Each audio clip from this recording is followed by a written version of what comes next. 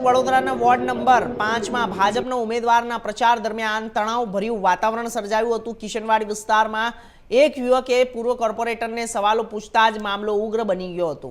સવાલોથી અકળાયેલા ભાજપના એસસી સેલના પ્રમુખ યોગેશ પરમાર દ્વારા યુવક પર હુમલો કર્યાના આક્ષેપ સામે આવ્યા છે। ઘટનાને લઈને સ્થાનિકોમાં ભારે રોષ જોવા મળ્યો છે, ભારે હોબાળો મચ્યો। હાલ સમગ્ર મામલે રાજકીય ગરમાવો વધ્યો છે।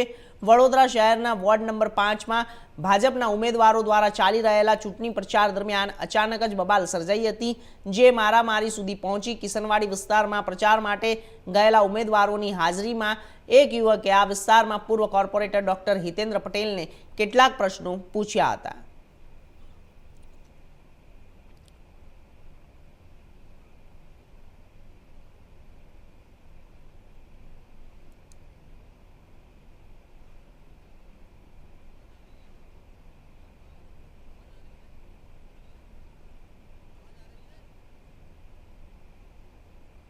આગળ વાત કરીશું રાજકોટની। રાજકોટ શહેરમાં